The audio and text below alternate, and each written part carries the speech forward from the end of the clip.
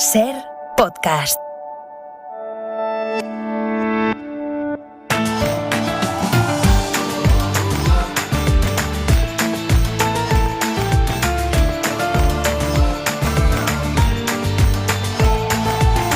Abrimos aquí esta ventana, hoy es martes, así que hemos invitado a tomar café a nuestra compañera periodista del diario El País, Luz Sánchez Mellado. Luz, ¿qué tal? ¿Cómo estás? Buenas tardes. Hola, certificando la información meteorológica que acabáis de dar para Madrid, porque el cielo está tan cambiante que ahora mismo está cayendo una tormenta de rayos y truenos detrás de mi ventana, en Alcalá de Henares. Yo estoy a 12 kilómetros aproximadamente desde detrás de tu ventana y aquí de momento no cae, pero se está ennegreciendo esto. O sea ya que llegará.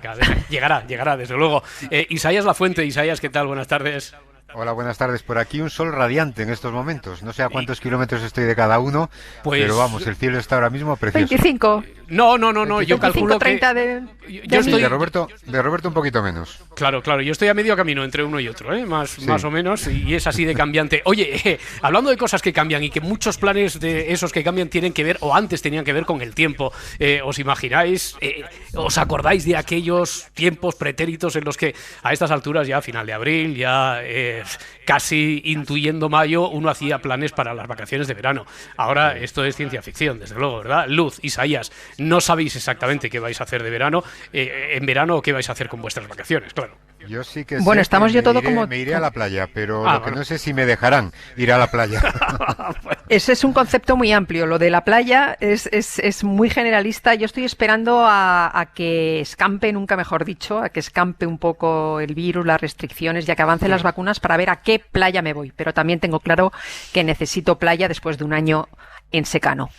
Bueno, yo creo que estamos objetivamente mejor, ¿no? Porque el verano pasado fue, digamos, un verano relativamente normal, con alguna excepción, y estábamos mucho peor en lo que se refería a la pandemia y sin la herramienta que ahora tenemos, que es la vacuna, ¿no?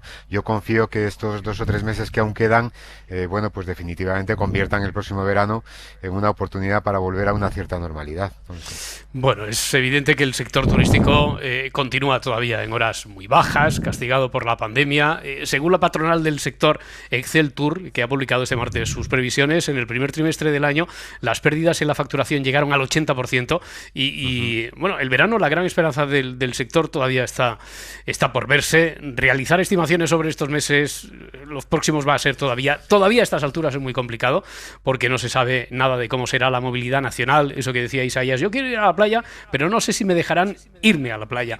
La movilidad nacional y la internacional, una vez finalice el estado de alarma, a ver si se produce también el plan de vacunación según los plazos y las fechas marcadas. Bueno, lo que es cierto, decíamos que el sector sigue buscando todas las fórmulas posibles para garantizar un turismo seguro. Y mirad, en esta línea va una prueba piloto que va a llevar a cabo el gobierno holandés, el gobierno de los Países Bajos, en colaboración con agencias de viajes locales de allí, para investigar el comportamiento de los viajeros en vacaciones en el actual contexto de crisis sanitaria. Vamos hasta allí, vamos hasta Holanda. Y Mane Rachidi. Mane, ¿qué tal? Muy buenas tardes, corresponsal. Hola, buenas tardes. Creo que se han superado con creces el número de viajeros previstos para volar hasta el archipiélago canario. ¿Cuál es el objetivo de este viaje? A ver, cuéntanos. Pues bueno, sí, como decías, ¿no? Hasta ayer por la noche se habían registrado más de 60.000 personas, y eso que las dos agencias de viaje holandesas solo van a seleccionar a 180 personas en total, con una representación amplia, digamos, de sexos y edades. El plazo cierra mañana y como máximo el viernes los afortunados tendrán la confirmación de que podrán ir de viaje a ese destino de sol y playa. Se trata de un viaje piloto, el segundo que se hace. Ayer volvieron de la isla griega de Rodas los 188 que participaron en el primer experimento, y en principio parece que todo fue bien, no hubo ningún contagio en esas vacaciones, y como manda el protocolo que se había pactado, ahora están en una cuarentena de al menos 5 días. A este viaje a Grecia, por cierto, se inscribieron 25.000, muchos menos que los más de 60.000 que querrían irse a las Islas Canarias. En estos 2 viajes experimentales va también un equipo de investigadores en comportamiento, pagados por el gobierno holandés, que vigilarán a los viajeros, cómo actúan, si respetan las restricciones, si se lavan las manos, etcétera, para determinar un poco si hay un protocolo determinado que pueda permitir retomar los viajes turísticos al extranjero de forma segura y ordenada. Aquí en el caso del viaje a Canarias estamos hablando de 60.000 personas apuntadas ya, registradas. Tengo entendido que para 180 plazas. Y después, ¿cómo se lleva a cabo el viaje? Quiero decir, ¿qué observación se hace? Los viajeros, por ejemplo, ¿qué grado de libertad tienen para moverse dentro o por la isla, Imané? Pues el viaje va a ser del 1 al 8 de mayo, se van a alojar en un resort 4 estrellas en Meloneras, en régimen de todo incluido, serán unos 800 euros por persona, que costearán los propios viajeros, y a diferencia del grupo que fue a Grecia, que tuvieron que quedarse dentro de las instalaciones del alojamiento especialmente reservado solo para ellos, los turistas que vayan a la isla española sí podrán entrar y salir del resort las veces que quieran, eso sí, con mascarillas, distancia interpersonal de 1,5 metros, lavado de manos frecuente y controles de temperatura. La idea es ver si la libertad de movimiento tendrá efecto en el riesgo de contagios o no, aunque bueno, al fin y al cabo los turistas tendrán que respetar las reglas que aplican las autoridades locales en el momento del viaje. Y se exige un test, un PCR, ¿no? Tanto a la salida como a la entrada del país en estos casos. Efectivamente, esa es un poco la regla principal. Antes de subirse al avión en Ámsterdam hay que presentar una PCR negativa. En el viaje a Grecia, por ejemplo, una persona se quedó en tierra porque dio positivo en coronavirus en esa primera PCR, así que se lo toman muy en serio. Al volver a casa también necesitarán una PCR que se presentará en el aeropuerto canario, y los viajeros tendrán que someterse a una cuarentena domiciliaria nada más aterrizar en Países Bajos. Por cierto, eso como comentaba antes, ¿no? El gobierno paga la investigación correspondiente, los viajeros sus vacaciones, y las agencias de viaje, TUI y Corendon en este caso, se harán cargo del precio de las PCR. Me fascina esa especie como de, bueno, pues atractivo, ¿no? De un viaje experimental, porque los holandeses pueden salir con libertad al territorio europeo y a Canarias en particular a nivel general, sin formar parte de este grupo experimental, porque claro, si se pagan el viaje, digamos, el único aliciente es formar parte de una especie de legión de conejillos holandeses para probar las nuevas condiciones del turismo en tiempos de pandemia. ¿Cuál es el aliciente? No, pues por poder pueden salir, ¿no? Ahora mismo. Lo que pasa es que obviamente la recomendación oficial es que los viajes fuera de Países Bajos solo se hagan cuando sea estrictamente necesario. Entonces, pues el aliciente es que podrán irse de forma un poco vigilada, tendrán a investigadores detrás todo el rato midiendo su temperatura, haciendo test, etcétera, lo cual da, pues supongo que una sensación de seguridad. Este es un plan piloto para exportar turistas, pero también este país es un receptor de turistas.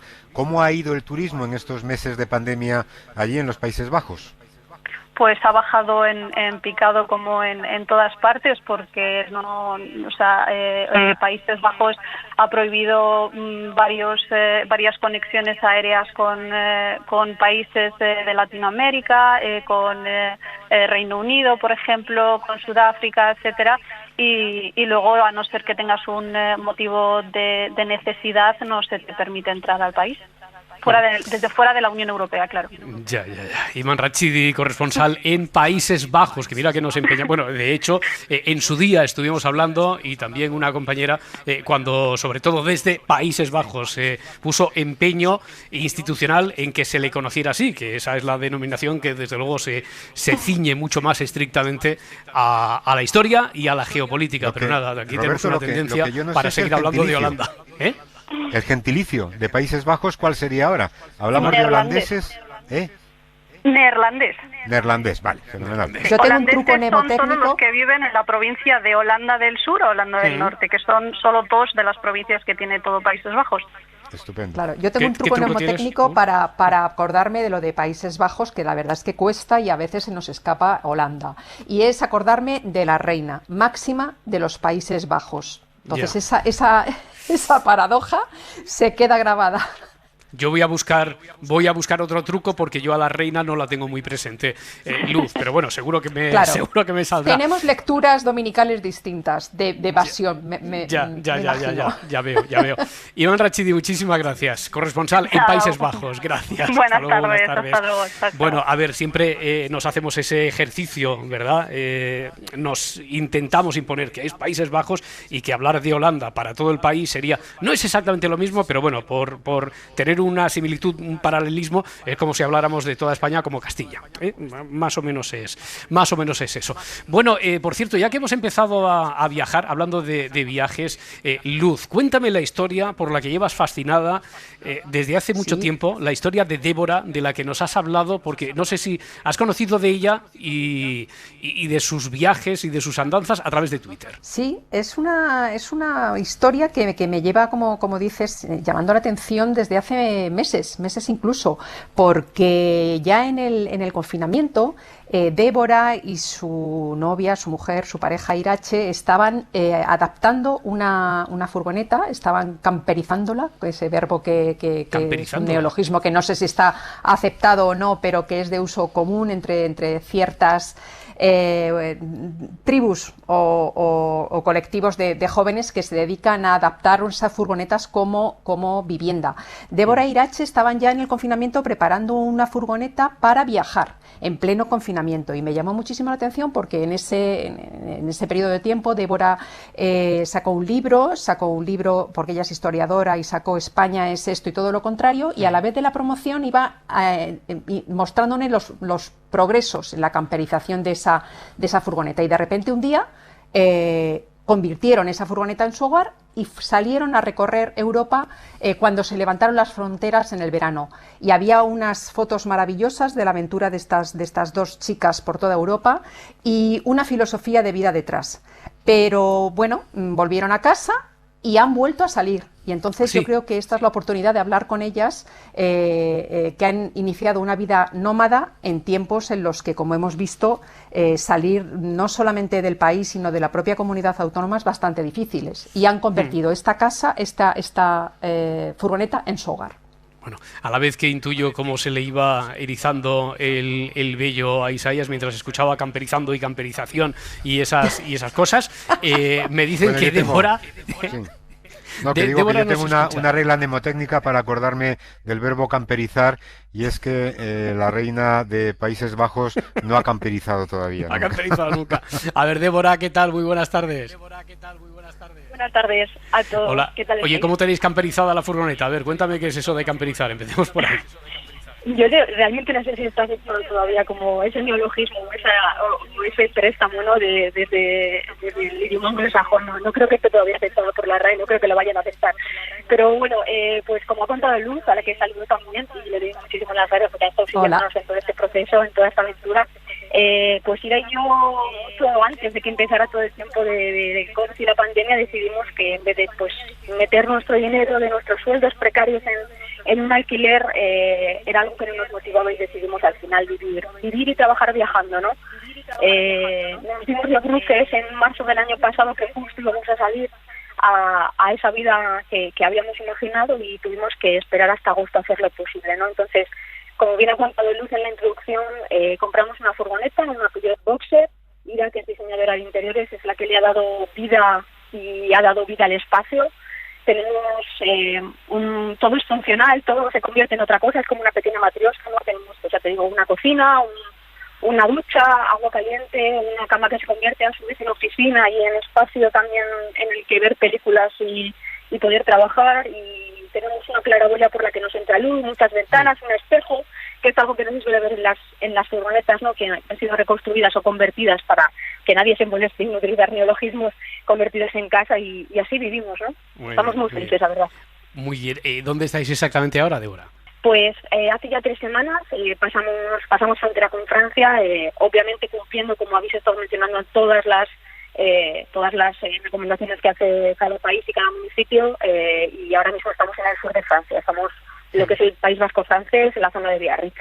Ya, y elegir el destino o elegir dónde os quedáis y cuántos quedáis, ¿eso de qué depende?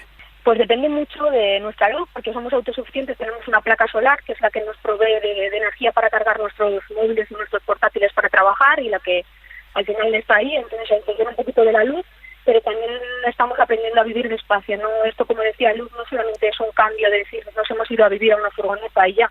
Hay detrás un cambio, un proceso de aceptar que los ritmos son diferentes, que ahora mismo ya no tenemos, en función de cómo hicimos en la primera etapa del viaje, que hicimos en 3 meses, 15.000 kilómetros, ¿no? Y nos fuimos hasta el mar de Barents Ahora estamos haciendo y recapacitando y viajando en ese espacio. Ahora apenas nos hemos movido demasiado, hemos hecho muy pocos kilómetros, estamos aprendiendo a vivir con otros ritmos, estamos desaprendiendo también los ritmos de la vida tradicional en cierta manera y nos movemos un poco en función de lo que queremos ahora. Y es complicado desaprender todo lo aprendido, todo lo que llevamos, además que yo creo que queda como herencia de marca genética, porque son varias generaciones las que desde luego llevamos a las espaldas, ¿no? Y que nos hemos metido en esta dinámica con la que habéis querido romper totalmente. Cuesta, exacto. Incluso hay como cierta momentos de debilidad en los que dice, ¿y por qué nos hemos metido en esto? Total. Esto es un repensar continuo, es mucho más difícil, por eso en el podcast en el que nos hemos visto últimamente, Irache y yo, ¿no? En Flames Historias en Estado Nómada, reflexionamos muchísimo, ¿no? Esto no es algo romántico, esto no es para todo el mundo, esto no es una solución al problema que existe político y social de la vivienda, ¿no? En el que muchos jóvenes y no tan jóvenes nos enfrentamos, ¿no? A poder acceder de una manera que no nos subyugue la vida y las ganas al final de vivir y de trabajar, ¿no? Nosotros queremos seguir trabajando, de hecho lo hacemos, queremos seguir viviendo, pero cuesta muchísimo, hay que hacer un esfuerzo tremendo por sentir que esos privilegios que se tienen en las casas, el agua, por ejemplo, nosotros vivimos ahora mismo con un depósito de 80 litros de agua, sabemos cuánto consumimos para lavar y fregar un plato y cuánto nos consume el teléfono, y son cosas que en la vida normal, tradicional de una persona ni te planteas, ¿no? Cuando alguien te dice, no, es que hay determinados sitios del mundo no tienen que ir a recoger el agua. Ahora entiendes un poco más lo que supone tener agua, ese privilegio, ¿no? De la vida, de decir, tengo todo al alcance de mi mano. Aquí no es tan sencillo. Entonces muchas veces dices, joder, pero ¿cómo narices lo metí en esta vida si tengo que lavar unos calcetines porque no voy a hacer la cola hasta dentro de una semana, no tengo una lavandería cerca y tienes que volver a frotar, ¿no? Y estás cuidando que el agua no se derrame y intentando controlar todo. Y dices, en estos momentos de violencia, pero ¿cómo nos hemos metido en esto? Pero al final tiene también su recompensa, ¿no?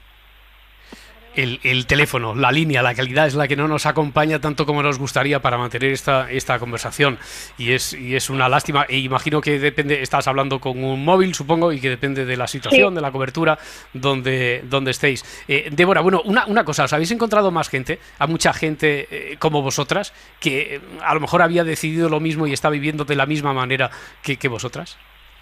Sí, muchísima gente, ¿no? Y además de muchos países. Hemos conocido a gente que por ejemplo está haciendo ahora mismo el season, ¿no? En la temporada trabajando en Francia recogiendo tomate. Hay otras personas que son nómadas digitales y que trabajan y ganan muchísimo dinero, ¿no? Haciendo marketing online y demás. Y hay muchos casos. Hay personas no tan jóvenes también viajando y viviendo en furgoneta, ¿no? Moviéndose en función del trabajo. Gente como yo en ese sentido que trabaja en medios y que lo hace a distancia. Hay muchísimos casos, la verdad, muchísimos. Conozco también el caso de una familia de Madrid, ¿no? Que abandonó todo, que tiene a sus hijos, que muchas veces, ¿cómo alguien puede viajar con hijos, ¿no? En edad escolar? Y ellos están ahora mismo, han estado en Suecia los últimos 4 meses, se quedaron un año ya y dejaron todo lo que tenían en Madrid, ¿no? Y los niños están aprendiendo, ¿no? Entonces, hay muchos casos y muchas casuísticas.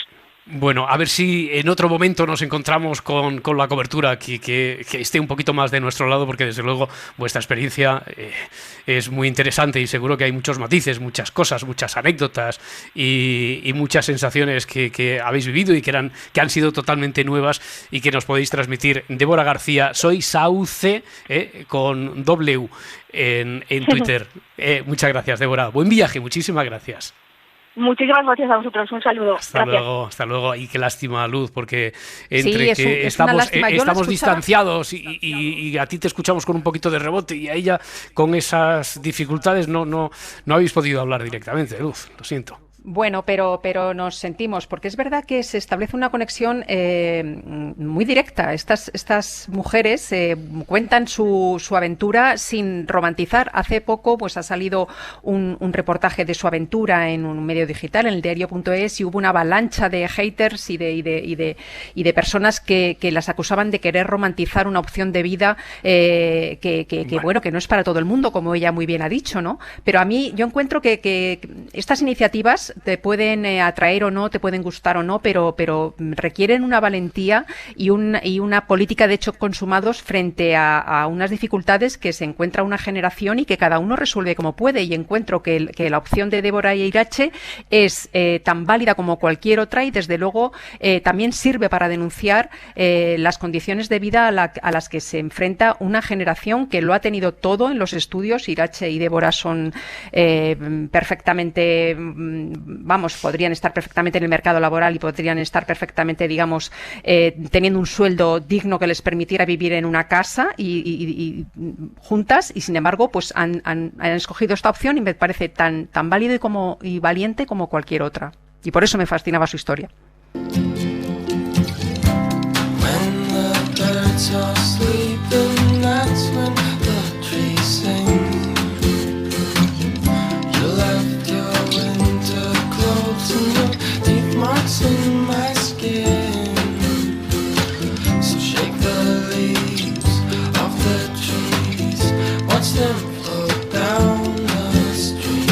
Habíamos empezado moviéndonos en los escasamente 25 kilómetros que nos separan de donde estamos, los tres en Madrid, Isaías, Luz, quien os habla, y hemos ido ampliando el objetivo, el mapa. Hemos ido a Países Bajos, después a Francia y desde Francia por el mundo con Débora y su pareja, y ahora, bueno, vamos a seguir intentando respondernos a esa pregunta de cómo sigue la pandemia por el mundo, porque de vez en cuando hemos echado una mirada a países de los que están fuera de nuestro radar habitual, fuera de nuestro entorno, y así estuvimos, por ejemplo, en Marruecos, más al sur de África todavía con Jon Sistiaga, en China, en Brasil, y ahora vamos a Islandia, un país particular por muchas razones y por su situación y por la forma, por ejemplo, de afrontar alguna crisis como la última, la financiera de 2008. Y allí tenemos a una muy buena amiga del programa, Elvira Méndez, que es catedrática de Derecho Europeo en la universidad, autora de La Revolución de los Vikingos, y a quien volvemos a agradecerle muchísimo que se asome un ratito, que nos atienda aquí esta tarde. Elvira Méndez, ¿qué tal? Muy buenas tardes. Muy buenas tardes, y muchas gracias a vosotros por invitarme. Me encanta colaborar y ayudar. ¿Cómo estás y cómo estáis en Islandia? Lo digo porque hemos incluso leído informaciones contradictorias de si es el país que mejor lo lleva, es el país donde ahora mismo está creciendo una tercera o una cuarta ola. ¿Cómo está ahora mismo la COVID en Islandia, Elvira? Pues estamos a punto de comenzar, estamos muy cansados todos, luego ya os contaré un poco más de la fatiga pandémica porque ya ha pasado el año y estamos a punto, hemos pasado 3 olas, era pues la primera en primavera, luego otra más pequeña en verano, la más fuerte en el otoño, y ya cuando parecía que estaba esto ya muy controlado y hemos sido un país verde con casi nada de incidencia, pues han surgido un par de brotes en colegios y se ha ido la situación un poco de control. Y entonces estamos ahora en una encrucijada esta semana que dice el director, bueno, el doctor responsable, el equivalente al Fernando Simón de allí de España, ha dicho que tiene la pistola en la mano, pero que todavía no ha levantado la mano. O sea, tiene la pistola en la mano, pero y ese tipo de símiles se entienden allí perfectamente, ¿no? No os dais por amenazados ni aludidos así. No, me ha extrañado el símil de la pistola, porque no es usual en él este tipo de expresiones, pero vamos, que está a punto de estar. Hoy ha habido Consejo de Ministros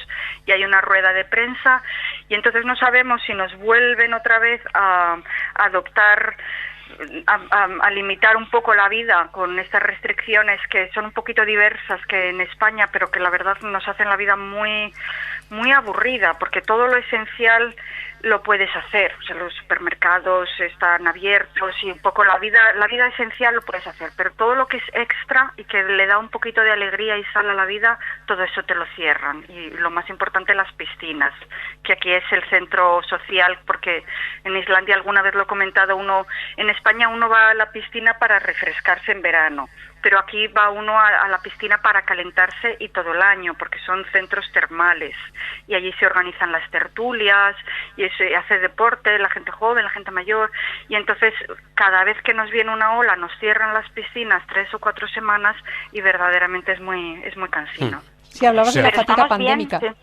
Sí, estamos bien, pero porque Islandia, dentro de lo que cabe, al ser una isla, ha tenido más fácil controlar la llegada del virus. Quiere decir que aquí no entras más que por barco o por avión, y entonces llevamos un año haciendo test al que entra y obligando a cuarentena. Pero aún así, pues siempre se escapan algunos casos, porque la gente, tanto turistas como residentes aquí, pues no respetan las reglas de la cuarentena, y entonces sale un brote, y ese brote a veces se controla con suerte, a veces no se controla, y entonces pues volvemos a empezar. Y la verdad es que yo creo que la situación es bastante comparable con España, en el sentido que estamos ya todos muy cansados, porque llevamos un año haciendo mucho sacrificio. Sobre eso me parece que era sobre lo que te quería preguntar, Luz, ¿no? Que te he entendido algo sobre lo de la fatiga pandémica, Luz. Sí, porque comentaba Elvira que después iba a extenderse sobre el concepto que hemos acuñado de fatiga pandémica. Los niños, como en España, han asumido las nuevas normas con, imagino, más naturalidad que los adultos, pero ¿y los adolescentes? Porque estamos aquí asistiendo pues al fenómeno de las fiestas ilegales. Hablas de que las piscinas se cierran y con ello se acaba la vida social y de ocio y de placer, ¿no? En la población general. Sí. ¿Qué hacen los chavales, la gente joven? Pues los niños han sufrido bastante con las actividades deportivas y en los colegios, pero se ha hecho una distinción de hasta los 13, 14 años no han sufrido restricciones, y las guarderías y los colegios han estado abiertos, porque desde el primer momento los especialistas médicos dijeron que la incidencia en niños era muy pequeña, que no iban a tener grandes tasas de mortalidad, que lo que tenían que tener cuidado era de no contagiar a sus abuelos. Entonces se ha protegido a los vulnerables, pero a los niños se les dio libertad y colegios y guarderías siguieron funcionando. Los adolescentes, sí. No, te iba a preguntar la vacunación cómo va, porque sois muy pocos, tendría que estar ya completada, ¿no? Pues tenemos el mismo problema, vamos, un 10% está completada, y tenemos el mismo problema que en Europa y que en España, que no llegan suficientes dosis. Pues estamos pendientes esta tarde y creo que enseguida vamos a tener noticias sobre lo que dice la Agencia Europea del Medicamento sobre la vacuna de Janssen, y a ver si avanzamos. También aquí y en Islandia, Elvira Méndez, ha sido un placer. Autora de La Revolución de los Vikingos, desde allí, desde Islandia. Muchísimas gracias y buena suerte. Gracias a vosotros. Venga, adiós. Adiós, buenas tardes. La polémica de Isaías Lafuente. Pues resulta que el arzobispado de Burgos encargó a Antonio López unas puertas de bronce para una de sus fachadas que se colocarían este año en el que el edificio religioso celebra su 8º centenario. El ayuntamiento no es contrario a conceder la licencia si la Comisión de Patrimonio de la Junta de Castilla y León da el visto bueno. En change.org, sin embargo, hay una petición ciudadana para frenar el cambio que ha recogido ya 65.000 firmas. Y lo más importante de todo, aquí está la polémica. La UNESCO ha advertido que si se sustituyen las puertas, el monumento dejará de ser patrimonio de la humanidad. En la polémica se cruzan razones legítimas de casi todos, la del Cabildo Catedralicio para emprender cambios que otros aprobaron durante 8 siglos, la de parte de la ciudadanía de Burgos que se opone a tocar innecesariamente un edificio que es símbolo de la ciudad para todo el mundo, y la de la UNESCO, recordando que la catalogación otorgada puede ser retirada. Hombre, quizás sea exagerada la postura de la UNESCO, porque de haber existido esta estricta UNESCO en el siglo XIII, pues hoy no disfrutaríamos de esta joya burgalesa tal y como la conocemos. Pero lo que parece claro es que quien se precipitó fue el arzobispado de Burgos, olvidando consultar, como Dios manda, las posibles consecuencias antes de realizar tan importante encargo y tan importante inversión. Ahora la UNESCO le dice que es libre de hacer lo que quiera, pero que o a setas o a Rolex, y la disyuntiva se le está indigestando al arzobispado como una mala morcilla a cualquier burgalés. Bueno, pues ese movimiento que hay para conseguir firmas va ya por más de 64.000 a través de la plataforma change.org. Está promovido por el artista burgalés Juan Vallejo, que en este momento nos escucha. Juan Vallejo, ¿qué tal? Muy buenas tardes. Buenas tardes, Roberto. A ver, intentan paralizar lo que califican ustedes como un horror vacui. Sí. ¿Por qué? Sí. Vamos a ver. A raíz de enterarnos de esta agresión a la catedral, pues yo escribí a UNESCO y a ICOMOS hace 2 meses. Y también escribí al Vaticano, porque me parecía, como ha dicho muy bien, un horror vacui. Una injerencia que no viene al caso. Y ICOMOS me contestó a vuelta de correo. Y me quedé sorprendido cuando me dijeron que no tenían noticia de este invento. Y que iban a seguir muy de cerca y muy atentamente cualquier vicisitud que se infligiera sobre la catedral.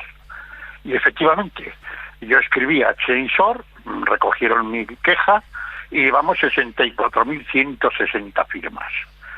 Cuando ya llevábamos 50.000, me presenté en el Cabildo, en Burgos, en el Arzobispado, y se las entregó en el registro, se las entregué con un pendrive, y las 50 y tantas mil quejas, que son las que hay que leer, de los ciudadanos, no ya de Burgos, sino prácticamente de todo el mundo. La observación o la advertencia que hace el embajador permanente en España ante la UNESCO, que como decía ahora Isaías, ha advertido al Cabildo de la Catedral que se están exponiendo a que se retire el monumento dentro de aquellos que tienen la condición de patrimonio de la humanidad. Eso imagino que es una firma, pero no es una firma cualquiera, a unir también a esas 64.000 y pico, ¿no? Sí, vamos a ver, Roberto. No es la primera vez que UNESCO amenaza a la Catedral de Burgos con quitarle el título de patrimonio. En 1993 se cayó San Lorenzo justo encima de esta portada del perdón, la portada real, la portada de Santa María. Casi mata a unas personas que acababan de salir de una boda. Sí. El Cabildo estaba sistemáticamente ocultando los desprendimientos de la catedral. 1993. Yo era a la sazón del Consejo Editorial del diario 16 Burgos. Bien. Me presenté en París, en UNESCO, con 350 fotografías y un dossier de todo el desastre de la Catedral de Burgos. Y UNESCO manifestó al Cabildo que si no se ponían de inmediato los andamios, les quitaba el título de Patrimonio de la Humanidad. Entonces vine a Madrid y estuve con Carmen Albors, a la sazón ministra de Cultura, y me la llevé a Burgos. Reunió al Cabildo y a las autoridades, Junta de Castilla y León, autoridades competentes, y allí llegaron al acuerdo de montar los andamios. Cosa que se hizo. Yo hice mutis por el foro, pero 30 años después veo que eso no ha servido para nada. Que ahora quieren celebrar los fastos de los 800 aniversarios con un horror vacui de esta naturaleza. Es decir, implantar una fisicidad, que es un autorretrato del autor, de Antonio López, con su hija a la izquierda, en la puerta de la izquierda, y su nieto en el lado de la derecha, emulando a la Virgen y al Niño Jesús. Esto ha causado tal espanto a ver ese cabezón enorme y tal, que yo ahí no debería meterme, como pintor que soy, no debería meterme, pero claro, ha causado tal espanto que la gente decía, no, muchos incluso de la Fundación Catedral decían, hay que dejarlo para que se convierta en otro Ecce Homo de Borja, y venga la gente a Burgos a ver la catedral. Esta es la realidad. Parece que no le hace falta, ¿no? Ni a Burgos ni a la catedral no le hace falta apelar al feísmo de esa manera. Quiero decir, no lo digo por el nuevo proyecto de las puertas, sino por lo del Ecce Homo, ¿eh? No se me vaya a entender mal. Luz, ¿alguna observación estético-artística? ¿Tú has visto? Yo lo que observo y lo que oigo, lo que me llega es que el señor Vallejo está muy indignado. Y lo que también me sorprende mucho es que la Junta de Castilla y León y el Ayuntamiento de Burgos y la ciudadanía de Burgos no tengan nada que decir al respecto. O sea, no ha habido manifestaciones en la calle, no ha habido, no sé, una contestación social ante lo que usted dice como una contestación general a la oportunidad de cambiar las puertas, por una parte, y a la belleza o fealdad de la solución propuesta. No es cierto esto, no es cierto. New York Times, el nuevo Herald de Miami, todas las televisiones españolas. En Burgos se ha hecho otra colección de firmas, recolección de firmas, que llevan 500 firmas a favor de la catedral. Es decir, los periodistas Pedro Sedano de la cadena SER, Irma Salazar del diario Gente, puntualmente han ido especificando todas las denuncias de arquitectos gente que ha pertenecido a patrimonio, abogados, etcétera, etcétera, denunciando cómo se van a infligir, los artículos del 25 de junio del 85 del Patrimonio Nacional y la Ley 12 del 2002 del Patrimonio de Castilla y León. Castilla y León, que es el que debe aceptar o no aceptar este permiso, dar este permiso, está pendiente de resolverlo. Lo debería de haber hecho el mes pasado, pero el Cabildo de Burgos se presentó en Valladolid para decirles que por favor les dieran una prórroga para poner más amables los bocetos de Antonio López. También escribieron ahí cómo es que les ayudase para poner más amables estos bocetos, más contemporaizadores.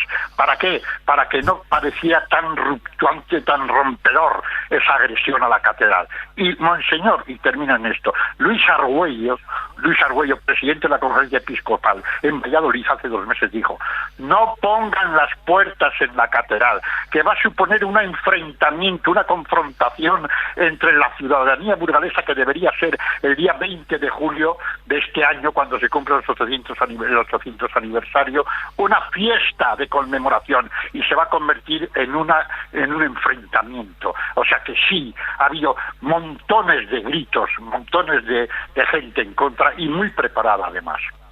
Juan, solamente me gustaría para aclarar, es decir, el motivo de que se manifiesten en contra es porque es innecesario cambiar unas puertas que están bien, Isaías, o porque son feas las puertas que propone el artista. Claro, Isaías, estás haciendo una pregunta muy interesante, porque estamos cayendo en la trampa del feísmo, de la fisicidad del autor, del autorretrato de su cabezón en la portada principal, que si quieres entramos técnicamente ante esa imposibilidad, que es inviable, porque es una sola hoja.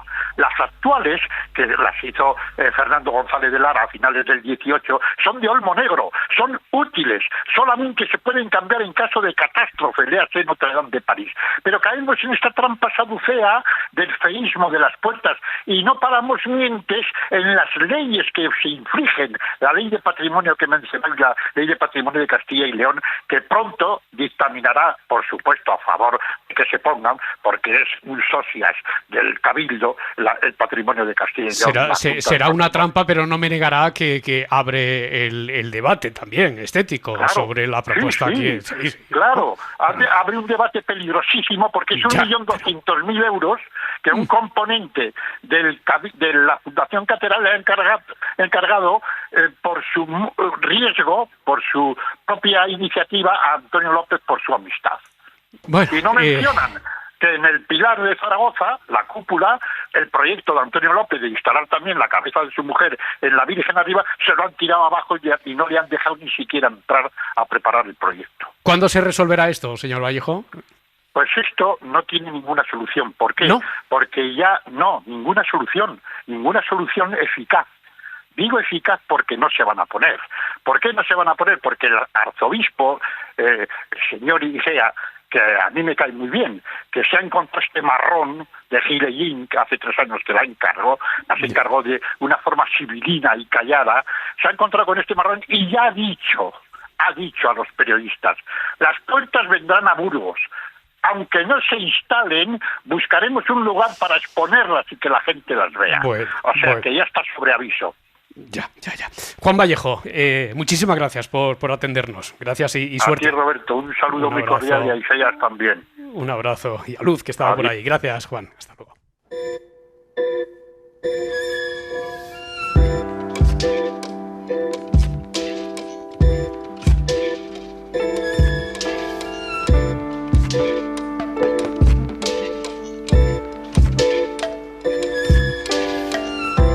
Hablemos ahora de otras expresiones artísticas, de las literarias. Por ejemplo, por cierto, el viernes es 23 de abril. Es día también allí en Burgos, en la comunidad de Castilla y León, pero es el día del libro. Y este viernes lo celebramos habitualmente allí en directo, en Barcelona, en la Rambla. Este año no va a poder ser. pero no nos vamos a olvidar del Día del Libro. Así que nos gustaría que nos ayudaran, que ustedes también participaran activamente, porque es la gran fiesta del libro y la rosa allí en Barcelona. En cuanto a esto del libro, ayer decíamos que no hay mejor recomendador de libros ni consejo más fiable que el de un lector fascinado con lo que está leyendo. Por eso les pedimos que sean ustedes una vez más, que seáis vosotros nuestros recomendadores, que nos digáis qué libro estáis o qué libro nos recomendáis, y nos podéis mandar desde ahora mismo ya notas de voz al teléfono del WhatsApp de La Ventana, el 638-865-580, 638-865-580. Pero, a ver, yo me quería detener en esto. Ayer por la tarde los escritores Jonas Jonasson, Isabel Allende o Alex Michaelides estaban en sus respectivas casas, en Estocolmo, California y Londres. Estaban respectivamente a 2.700, 9.400 y a 1.100 kilómetros de Barcelona. Pero los tres firmaron libros por Sant Jordi. Sí, los tres lo hicieron en una librería de Barcelona. ¿Esto cómo es posible? Pues porque los tres enviaron archivos con sus firmas. Ese archivo se procesó por un brazo robótico que reprodujo una copia exacta de la dedicatoria, la misma letra, la misma imagen, exactamente igual.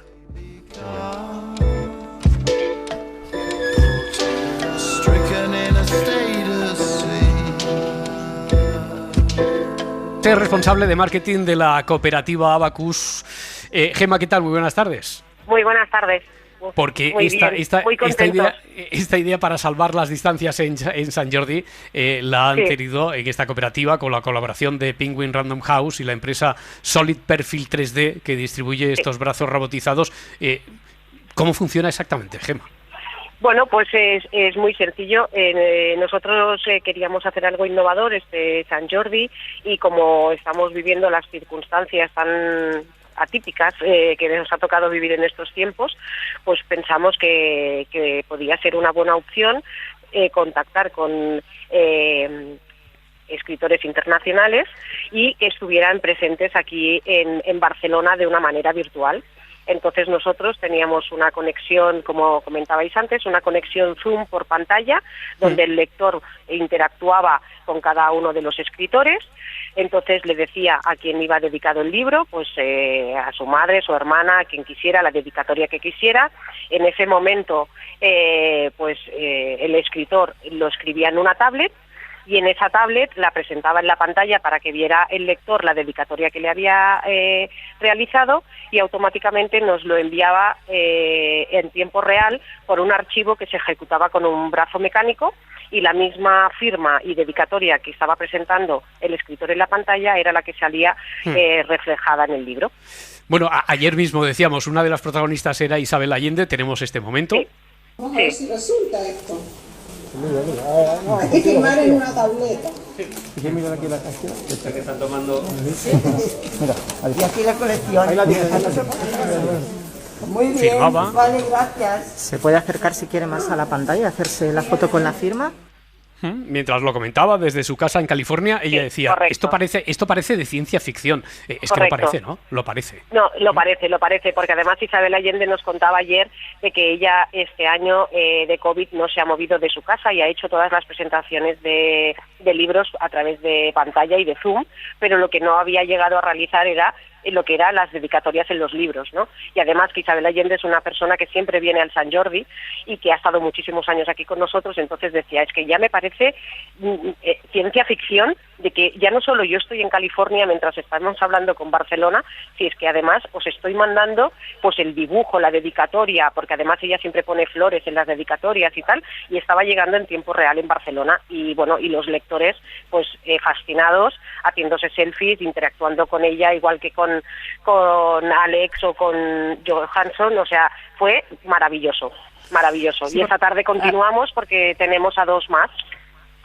Sí, porque Isabel Allende además es una persona, yo creo que especialmente proclive a este tipo de encuentros, porque ella misma cuenta que su última pareja la conoció casi de forma digital. Ella estaba entrando en un programa de entrevistas, su admirador la oyó por la radio, le mandó un correo electrónico y así conoció a su actual pareja. Quiero decir que Isabel Allende es una escritora especialmente proclive a este tipo de innovaciones. Quizá otros no tanto, ¿no? Pero es verdad que la interacción con el escritor es pues el atractivo de las ferias del libro. ¿Tú crees que todos los escritores tienen la misma, son igual de carismáticos? Lo digo por vuestra experiencia. Una cosa es ser bestseller y otra cosa es ser el mejor el mejor firmando, ¿no? Sí, no hemos tenido ningún tipo de problema y además todos están muy predispuestos.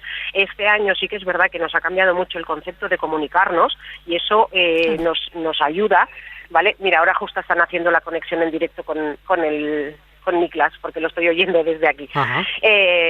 Pues entonces hemos demostrado de que no hay barreras y como no hay barreras todo el mundo tiene, nosotros decíamos, bueno, la única condición es que tengan una tablet, ¿no? Y todos tienen la tecnología para poder comunicarse, sea las webcam, sea las tablets, sea todo. Entonces no nos hemos encontrado con ninguna barrera ni tecnológica ni de actitud de decir, no, pues a mí esto no me gusta, ¿no? Tengo la sensación de que esto que parece ahora mismo una rareza por lo excepcional ha venido para quedarse, porque cuando todo se normalice y los escritores puedan volver a las ferias, no todos los escritores pueden estar en todas las ferias y es posible que muchas casetas, digamos, pues tengan a este robot permitiendo a un autor filmar a miles de kilómetros de distancia. Bueno, y eso nos permite también cuando hay lanzamientos de una novedad, ¿no? Porque si hay un lanzamiento de un libro nuevo y está en Estocolmo la presentación del libro y tal, y luego se pueden hacer dedicatorias, pues bueno, el hecho de que esté en el otro lado del mapa, pues no impide que se puedan estar haciendo en tiempo real en otros sitios. Entonces, pues bueno, hemos querido ser pioneros con esto, ha venido para quedarse, evidentemente nuestro brazo mecánico que se llama Dex, que ya le tenemos mucho cariño porque llevamos varios meses intentando, bueno, para que todo saliera bien, que así ha sido, y ayer fue un éxito, la verdad que sí. Pues sí, ayer se estrenó, aunque vosotros ya habíais sido pioneros hace un par de años, recuerdo, con una campaña en la que se podía pedir un libro a través de vuestra web y este llegaba también a casa del lector dedicado por el autor. Incluso en tiempo prepandémico. Así que lo nuevo ha sido un impulso por las circunstancias. Gemma Morantes, de Abacus, de la cooperativa Abacus, que ha puesto en marcha esta iniciativa que desde luego tiene mucho futuro. Gemma, muchísimas gracias, enhorabuena. Muchas gracias a vosotros. Suscríbete a La Ventana. Todos los episodios y contenidos adicionales en la app de Cadena SER y en nuestros canales de Apple Podcast, Spotify, iVoox, Google Podcast y YouTube. Escúchanos en directo en la SER de lunes a viernes a las 4 de la tarde. Cadena SER. La radio.